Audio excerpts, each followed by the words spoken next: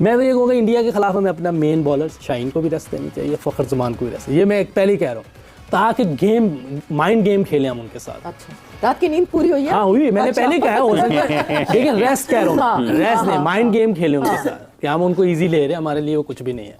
India real बात करनी चाहिए, हकीकत बात करनी चाहिए, इसमें कोई अगर किसी को अच्छी लगती है लगे, बुरी लगती है बुरी लगे। हकीकत बात यह है कि इंडिया की टीम का इस वक्त एशिया में किसी से कोई मुकाबला ही नहीं है। दूसरी बात, वो दुनिया की टॉप की T20 रैंकिंग की टीम है। मैंने पहले भी बोला था कि पाकिस्तान का भी इंडिया से कोई मुकाबला नहीं है। अगर पाकिस्तान जीतता है तो अपसेट होगा, श्रीलंका जीतता है अपसेट होगा। जिस तरीके से कुलदीप ने जो थरथरली मचाई हुई है, जिस तरह से उन्होंने जो दुबई के अगेंस्ट बॉलिंग डाली है, वसीम अकरम भी वैसे उनकी बड़ी खुलकर तारीफ कर रहे हैं। वैसे तो वो कमेंट्री में मौजूद थे, वहां पर भी बड़ी तारीफ कर रहे थे। उसमें उन्होंने कुलदीप को पाकिस्तान के लिए जो एक बड़ी थ्रेट करार दिया, और हमने देखा है हमेशा से कुलदीप ने जो पाकिस्तान को तंग इस बैटिंग लाइन के साथ हम इंडिया के साथ 10 ओवर भी टिक पाएंगे कि नहीं टिक पाएंगे? क्या जीतेगा कौन? जीतेगा तो अप्रोक्सीमेटली 80-20 है। 80 कौन है? इंडिया और 20% जो है वो पाकिस्तान है। मतलब क्या आपने इंडिया को कम्प्लीटली फेवरेट कर दिया? एक मैं बिल्कुल आउट ऑफ द बॉक्स जाके एक सजेशन देना चाह रहा हूँ, शायद कोई उसको शायद पसंद भी ना करे, हो सकता है कोई कि यार ये क्या बात कर रहे हैं। मैं तो ये कहूँगा इंडिया के खिलाफ हमें अपना मेन बॉलर शाहीन को भी रेस्ट देनी चाहिए, फ़खर जमान को भी रेस्ट, ये मैं पहले ही कह रहा हूँ, ताकि माइंड गेम खेलें हम उनके साथ। अच्छा, रात की नींद पूरी हुई है? हाँ हुई, मैंने पहले कहा हो सकता है, लेकिन रेस्ट कह रहा हूँ, रेस्ट नहीं, माइंड गेम खेलें उनके साथ, कि हम उनको इजी ले रहे हैं, हमारे लिए वो कुछ भी नहीं है।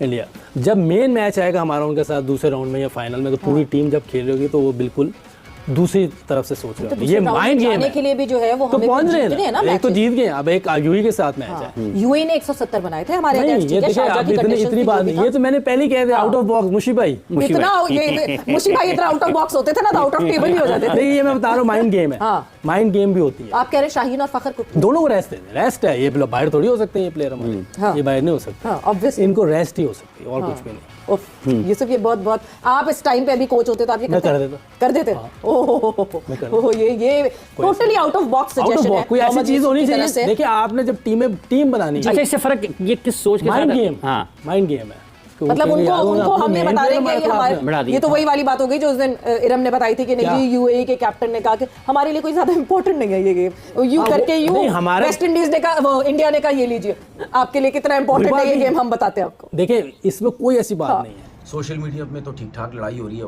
इंडिया से भी बातें आती हैं, यहाँ से पाकिस्तान से भी जाती हैं, मतलब जंग बनाई हुई है।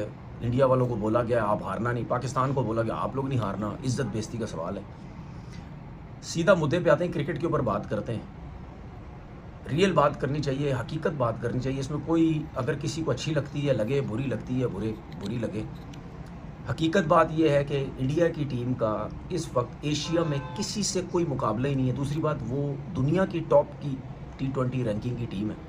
अब इसका मतलब ये नहीं है कि इंडिया की टीम किसी से मैच नहीं हारेगी, ये बिल्कुल मतलब नहीं है। जिस दिन इंडिया का दिन बुरा होगा, इंडिया मैच हार जाएगा, सिंपल सी चीज़ है। मैंने पहले भी बोला था कि पाकिस्तान का भी इंडिया से कोई मुकाबला नहीं है। अगर पाकिस्तान जीतता है तो अपसेट होगा, श्रीलंका जीतता है अपसेट होगा, सुपर 4 में भी कोई भी टीम इंडिया से जीतती है अपसेट होगा, अगर इंडिया फाइनल भी हार जाता है अपसेट होगा। जिस तरह की इंडिया की टीम है, मेरे हिसाब से उसको कोई मैच नहीं हारना चाहिए। आपने इंशाल्लाह पहली 4 टीमों में पहुंचना है इंशाल्लाह। एसीसी ने भी यही प्लान किया हुआ है, आपने पहुंचना है, तो आप घबराएं नहीं। वो बेचारा ब्रॉडकास्टर जो है तो वही इन्होंने पहुंचना है। शहजाद की जो आपने सेकंड एक स्पेशलिस्ट फास्ट बॉलर की बात की है, ये इसलिए कि आपके पास एक बैकअप प्लान भी होना चाहिए कि अगर आपका एक फास्ट बॉलर नहीं चलता, आपके स्पिनर भी नहीं चलते, तो एक रियल क्विक फास्ट बॉलर, ताकि आपको उसकी डेफिनेटली एक वर्ल्ड क्लास प्लेयर, सारे बैट्समैन जितने भी इंडिया के नए हैं क्लास है, ठीक है। आपको अर्ली ऑन नया बॉल या मिड में या आखिर में आपको फास्ट बॉलर चाहिए होगा, आपको फ़हीम अशरफ वाली पेस नहीं चाहिए, ठीक है, आपको चाहिए। और ऐसी बात भी नहीं है कि जगह नहीं बन सकती। अगर आप फ़हीम अशरफ को भी सिर्फ एक मैच के लिए, मानो उसने बड़ा अच्छा परफॉर्म किया है ना, जैसे काका ने आउट ऑफ द बॉक्स कहा है तो मैं भी आउट ऑफ द बॉक्स है, फ़हीम अशरफ को आप यहाँ पे रेस्ट करा के हारिस रऊफ या जो भी जेन्युइन फास्ट बॉलर है आप उसको ले आओ, क्योंकि फ़हीम अशरफ को एज अ बॉलर, वो भी अगर ज़रूरत पड़ गई तो हम जो पास्ट में हमें नजर आया कि ज़रूरत के हिसाब से उससे बॉलिंग कराई।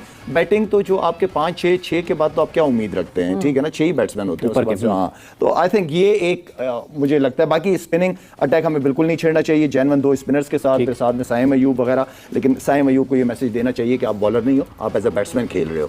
थोड़ा सा आपकी बैटिंग परफॉर्मेंसेस की थोड़ा सा साइम अयूब अपना दिमाग क्रिकेट के लेके आए, ठीक है, थोड़ा उसको समझाए कि थोड़ा दिमाग नीचे ले आओ, अपनी क्रिकेट पे ध्यान दो, पाकिस्तान को जो जरूरत है बैटिंग उससे हमें परफॉर्म करके दो, हमारे पास स्पिनर्स हैं तो उसके जहन से स्पिनर का निकाल के उसको बैट्समैन बनवाए अगर हमें ऊपर से अच्छे स्टार्ट चाहिए तो। आयरन भी बहुत गुस्से में है, तो सुन ले। इरम ब्रूटल बैटिंग की एक्सपेक्टेशन थी हमारी कि एक ब्रूटल बैटिंग होनी चाहिए। जिस तरह की इंडिया की टीम है मेरे हिसाब से उसको कोई मैच नहीं हारना चाहिए, फाइनल भी जीतना चाहिए और कोई मैच उसको नहीं हारना चाहिए। ये मेरी अपनी एक सोच है। जो मुझे इंडिया की टीम नज़र आती है, बहुत से लोग मुझे सुनेंगे, बहुत से लोग वैसे ही मेरे ऊपर वीडियोस बनाते हैं, बहुत से लोग ये वीडियो देखने के बाद वीडियो बनाएंगे भी कि यार वो देखो जी क्या बोल रहा है, और बहुत से लोग मैच का इंतज़ार करेंगे कि अगर पाकिस्तान मैच जीत जाता है तो फिर तो तनवीर की तो बैंड बजानी है। वो खैर मैं पिछले 13 साल से देख रहा हूँ, मुझे उसका कोई मसला नहीं है। मेरी जो अपनी सोच है, मेरा जो अपनी समझ है, उस हिसाब से मैं बात कर रहा हूँ। अगर यही टीम पाकिस्तान की होती, यही लेवल की होती, तो मैं तो धड़ल्ले से सबको कहता, दुनिया की किसी टीम को कहता, आओ यार ज़रा ग्राउंड में आ जाओ, आओ ग्राउंड में आ जाओ, देखते हैं कि कितनी बड़ी तुम्हारी टीम है। लेकिन फ़िलहाल हमारी टीम उस लेवल की नहीं है जिस तरह हम समझ रहे हैं कि जी हमारी टीम है। दिन अच्छा हुआ पाकिस्तान का, बहुत अच्छा खेलेंगे, ये मैं बार बार कह रहा हूँ। पाकिस्तान बहुत ही एक्स्ट्राऑर्डिनरी खेलेगा तो इंडिया से जीतेगा। एक्स्ट्राऑर्डिनरी किस तरह खेलेगा? किसी की बैटिंग एक्स्ट्राऑर्डिनरी हो गई, जीत जाएंगे आप, या किसी का एक्स्ट्राऑर्डिनरी स्पेल लग गया, ज़्यादा चांसेस तो स्पिनर्स के लगते हैं, स्पेल लग गया तो इंडिया की टीम हार जाएगी। अदरवाइज़ अगर आप नॉर्मल क्रिकेट खेलेंगे, नॉर्मल रन्स बनाएंगे, ठीक है, अगर आप मिसाल के तो पाकिस्तान अगर पहले बैटिंग करता है 150-60 रन करेगा, 140-50 करेगा, वो जीतना मुश्किल हो जाएगा। और वही मैंने बोला ना, अगर कम टोटल भी किया, उसमें एक्स्ट्राऑर्डिनरी बॉलिंग हो गई तो कुछ, अगर गलतियां पे गलतियां जिस तरह ओमान के अगेंस्ट बैटिंग में की थी और उस तरीके से अगर आप इंडिया के अगेंस्ट बैटिंग करेंगे तो फिर इंडिया की टीम आपको नहीं जो है वो खेलने देगी। पाकिस्तान को बड़ा सेंसिबल, बड़े तरीके से क्रिकेट खेलनी पड़ेगी। अगर पहले बैटिंग आती है, ठीक है, ये ओमान की टीम नहीं है। ऐसा नहीं होगा जिस तरह मोहम्मद हारिस ने हर बॉल लेग स्टंप पे मारने की कोशिश की, उसके रडार में मिलती रही, शॉटें लगी। इस बैटिंग लाइन के साथ हम इंडिया के साथ 10 ओवर भी टिक पाएंगे कि नहीं टिक पाएंगे, क्या लगता है? 20 ओवर तो टिक सकते हैं, 140-150 अप्रोक्सीमेट स्कोर हो सकता है। हमारी बैटिंग लाइन इतना कर सकती है? कर सकते हैं 140-150। इंडिया का कौन सा ऐसा बॉलर है जो कि हमारे लिए नाइटमेयर साबित हो सकता है?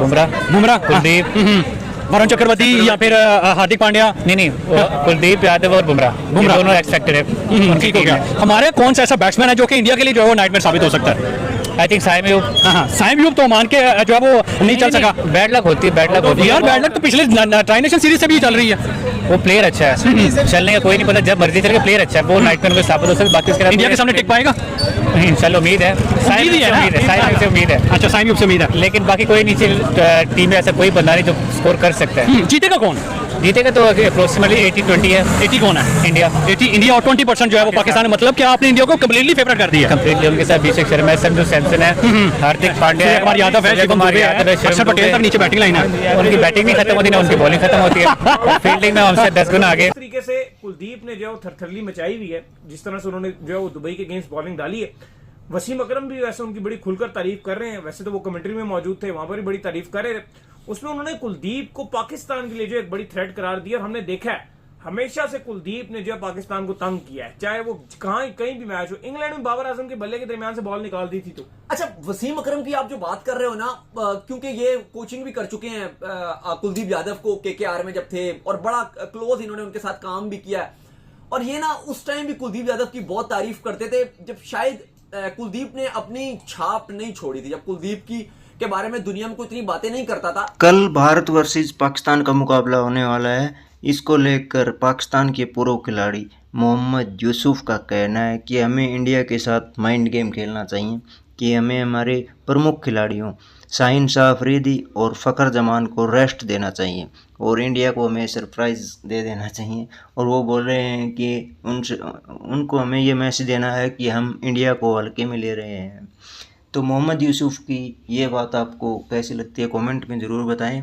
और दूसरी बात, इस पर न्यूज़ एंकर कहते हैं कि यूएई के ख़िलाफ़ जिस तरह से इंडिया की बैटिंग थी उसको देखते हुए हमें ये रिस्क नहीं लेना चाहिए, क्योंकि भारत ने यूएई को सिर्फ 4.3 ओवर में ही हरा कर रख दिया है। ऐसा ना हो कि कहीं हमें भी वो सबक सिखा दे। तो इस मोहम्मद यूसुफ की बात पर न्यूज़ एंकर को थोड़ा डर लगा रहा है भारत की बैटिंग लाइनअप को देखते हुए।